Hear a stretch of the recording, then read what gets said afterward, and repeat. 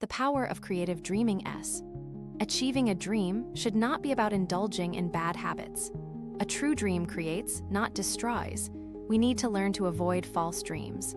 A good dream is a rope by which we can grab hold of and climb out of the pit of hopelessness.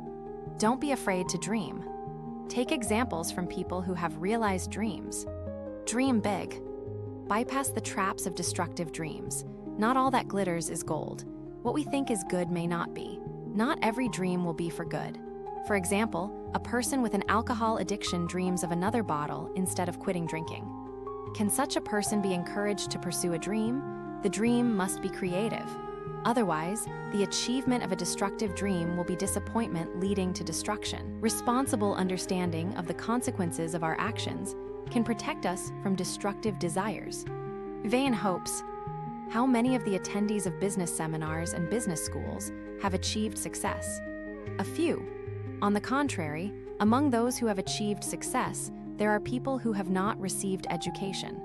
Lack of education does not prevent them from hiring educated workers. We vainly hope that education or something else will be the key to our success. Oh, how we like to look for panacea in everything. When I was still running my web development studio, I was at meeting with new engineers from an energy supply and implementation company. The first thing they asked me about was my education. I was surprised and thought to myself, what does it matter? I had experience in creating dozens of websites and had been working with their company for several years. It was ridiculous to ask about education from the director, because in this case, it did not affect the result of our successes at all.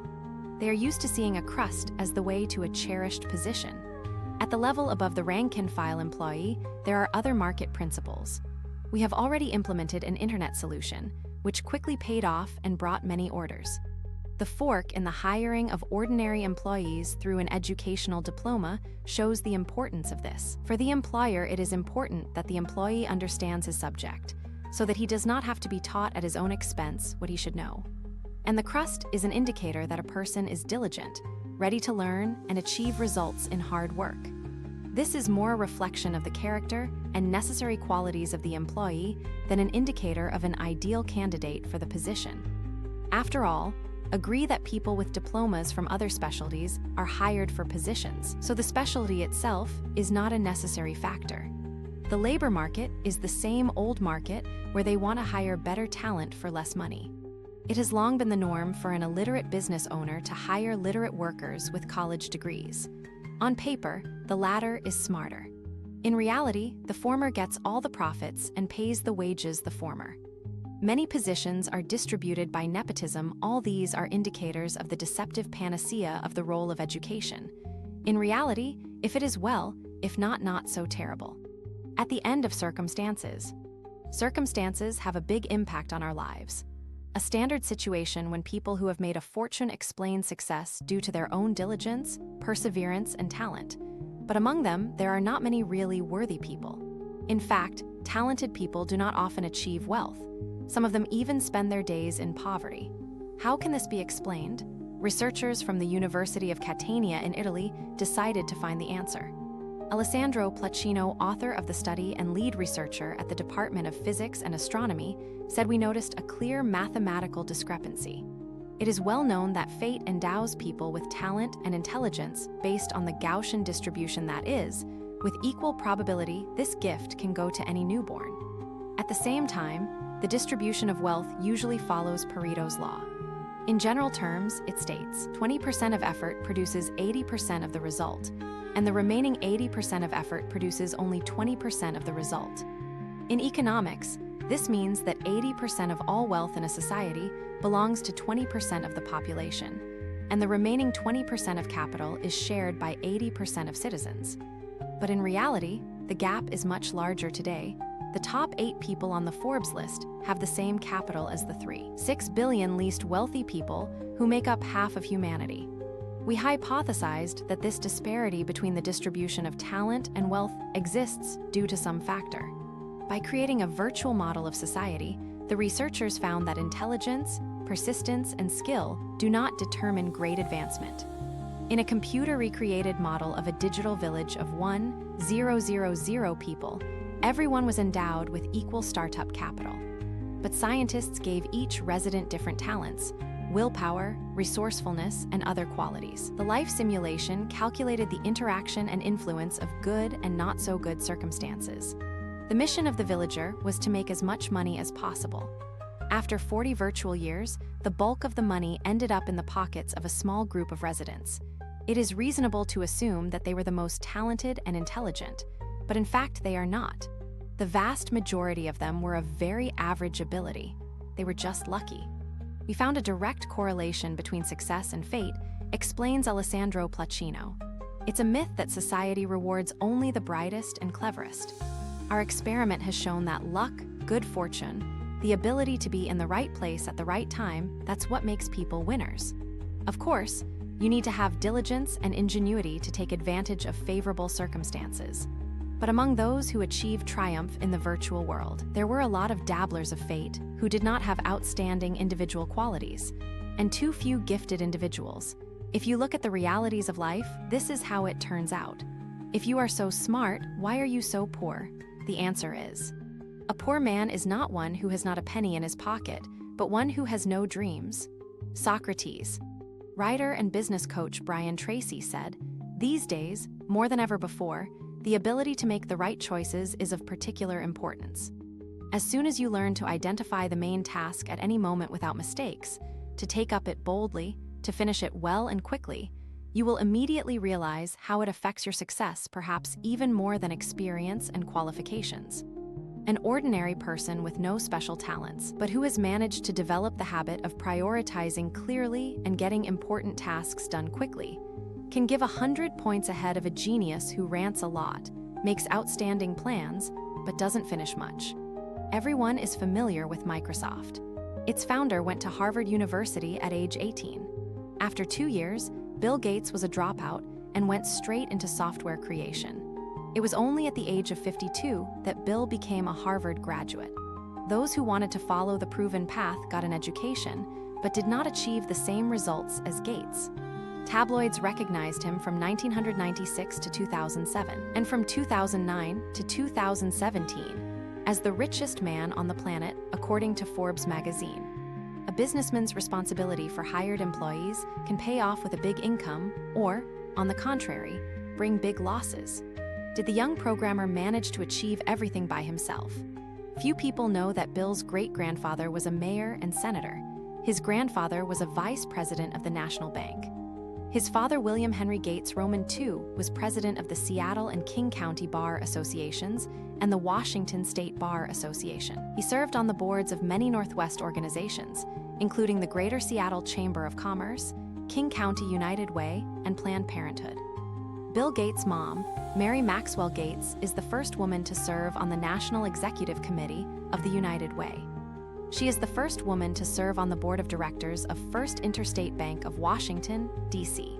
For 18 years, she was a member of the Board of Trustees of the University of Washington. For his successes, Billy can certainly be thankful to his parents. No books and success courses will give us such a launching pad as the founder of Microsoft had. By the way, Alexander the Great conquered the entire world at a young age only because of the army created by his father. Although in daring, he said, since it is impossible, it must be done. Is a dream possible? Dreams are tested by time. A true dream will stay in our heart for years. Only you know how big your dream is. A big dream requires a special approach. It may seem impossible. How many things were considered impossible until they were accomplished? But they say if you want it bad enough, you can fly into space. A strong will is a necessary criterion for achieving big dreams. Everyone has willpower. It remains only to develop it. Set yourself small tasks and fulfill them. Move from less to more. A man grows as his goals grow. In my first years at Aerospace University in Samara, I created a company, rented an office, and paid salaries to programmers and sales managers. We did web development and internet marketing.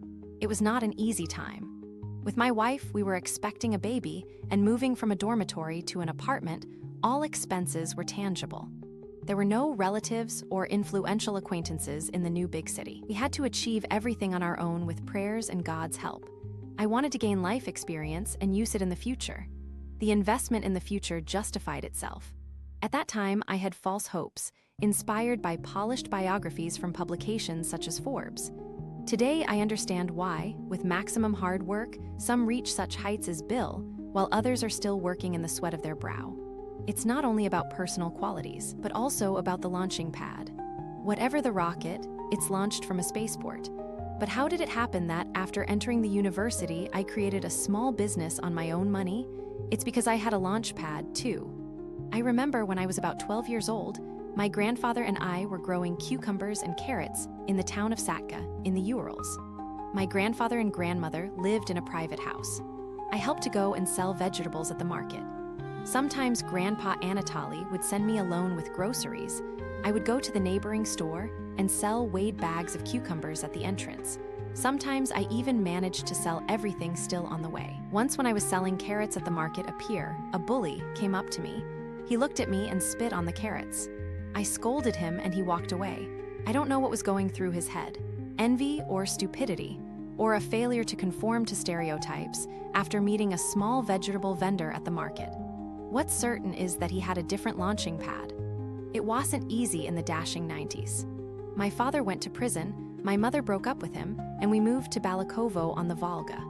My mother Tatiana bought chocolate in the neighboring region in Kuyabyshev, and we went to the stalls, negotiating with the sellers to take them for sale past the cash register. Sometimes we had nothing to eat, no money even for bread. Then my mother and my brother and I would share a small chocolate bar for 3 people. After working at the hydroelectric power plant, my mother got a job in a firm. In the 90s, money was tight and bartering flourished. Ties between enterprises were broken. The old Soviet schemes did not work anymore. Money was depreciating. Enterprises went bankrupt, resold. The Soviet Union died with the dream of a bright future, and we live today on the ruins of the great labors of our ancestors. During Perestroika, people's wages were delayed. There was chaos. There was money to be made by exchanging some goods for others. Seeing what profit it brings in the firm and a small salary, which she receives, she resigned and opened her own business, LLC Diane's. In my school years, I helped her a little. A couple of times attended business meetings, answered the phone. Business was going on with the whole of Russia. Goods were sent on trains. It helped in the future to look at businesses more easily, and being a student as a director to communicate with directors, whom even employees are afraid of. When I started my own business, my mom no longer had a business. I could only rely on my meager student resources, but I had the most important thing, a launching pad, and the experience I gained. What is your starting point? What have you learned in life? Make the most of it. Our accomplishments are built on the experiences we have gained. It is never too late to gain experience. You can buy a book, but experience is not for sale. You can get motivation from training, but time passes and the motivation is deflated. Reject reality and act on the situation. To achieve your goals, you need patience and enthusiasm. Think globally but be realistic. If you really want to realize your dreams, you won't need external motivation. We don't need temporary motivation. We make our own decisions and follow through with them. Releasing a dream is an adventure of discovering what is important to us. We remove what holds it captive. Goals and accomplishments take shape, and we already know what we are striving for. The main thing in our life affects our attitude to ourselves, our relationship with others, our understanding of our vocation, and the meaning of life. To set the right priorities, it is impossible to miss the main thing. In every life, as in every endeavor, the most important thing is to identify the most important thing. Put yourself in an imaginary situation. Suppose you are given an unlimited amount of money with the condition to make only one expenditure out of it. How would you use it? Take your time, answer yourself. This will answer the question of what is important to you and what you live for. Every driver knows that you need to take care of the car, regularly do maintenance, fill it with good fuel. At the same time, it will still be necessary to make repairs. The purpose of the car is simple: to carry cargo from point A to point B. If the car copes with the task, it is not just a piece of metal. Tuning and color of the car does not affect the performance of the main task, which starts from the starting point. Our starting point is where we are now. The end point is the destination point. Do we have a route where we want to be in a month, a year? If it is difficult to decide on point B, we need to ask ourselves the question, what do I really want? What do I dream about? A forgotten dream. When the groom meets the bride, he wants her dreams to come true and lovingly helps her to do so. Before giving gifts, he secretly learns about her preferences. It is natural for parents to help their children realize their dreams. While it is noble to care about the dreams of loved ones, it is not fair to ourselves to forget about our own. We go to work day after day, monotonously spend leisure time, and inside something gnaws at us about what we wanted and did not achieve, what we dreamed of but became others, forgetting ourselves. Why does this happen? Maybe because the wants of the subconscious and consciousness are different. In childhood, we did not have enough resources to realize our dreams. It was difficult to overcome the barrier of circumstances, lacked necessary knowledge, lacked opportunities. Obstacles are those scary things you see when you take your eyes away from your goal. As children, we all dreamed of the future, dreamed of what we would become when we grew up. The child's soul has a knack for dreaming ahead, and so much so that we remember those dreams for a lifetime. One head of a microchip development department shared with my friend, "I dreamed of becoming a gamekeeper and working in the forest, and now I am here in a big company. Why didn't I do it then?" It's funny, life passes, the years fly by. It's not what you've done that counts, it's what you haven't done. A successful career and position can't drown out the regret of a long-held dream. Money, status, and fame won't help when you say, "I never fulfilled my dream." On the contrary, a fulfilled dream is like the flash of a new star. It's an incredible feeling that brings life and light. We have a sad saying, "I mean well, but it's always the same." We have dreams. Isn't it great to say at the end of life, "I did what I dreamed of"? It's better than blaming yourself and others for not living your life. You and only you are responsible for your own life. You are responsible for your choices and decisions. You decide to listen to advice or not, to do as those around you say or not. You have your own head and your own dreams. The values of postmodernism are imbued with one-sided stereotypes. Vladimir Yakovlev, journalist and owner of the Commercant publishing house, believes to become happy, you just need to understand your life values, prioritize them, and live in accordance with your priorities. You need to do what is important to you and not do everything else. Will the path be easy if you keep walking your own line? No, we see this from childhood. The smart kid will be bullied in class. The dumb one will be laughed at. But everyone will use gadgets that owe their existence to scientists. People with science degrees produce technology. People without degrees sell it. Is it possible to condemn the seed and harvest the fruit? Paradox. Simple people will stand at the machine. Today, the technique will do everything by itself. Our life is an interaction. All people are valuable in themselves, regardless of their achievements. A cold dream. People have a long history of making fun of each other. The ridicule and attitudes of others can cool our dreams like nothing else. We shouldn't be surprised, as double standards have long been the norm. If a person, let's say, grimaces, then he is judged and considered abnormal. At the same time, do not mind watching a comedy where the actors grimace. We are used to deciding what others can and cannot do, standing out from the gray masses at the cutting edge of the attack. We need dreamers. It's time to get rid of the derisive attitude towards the word. Many people don't know how to dream yet, and maybe that's why there's no way they can keep up with the times. Your dreams may be considered fanciful or unrealistic. In essence, no one needs our dreams. We can't demand that they be understood and supported. People forget their dreams, too, where they have no respect for ours. We naively believe that others think like us and sometimes expect understanding in vain. Share your dreams with someone who can support you.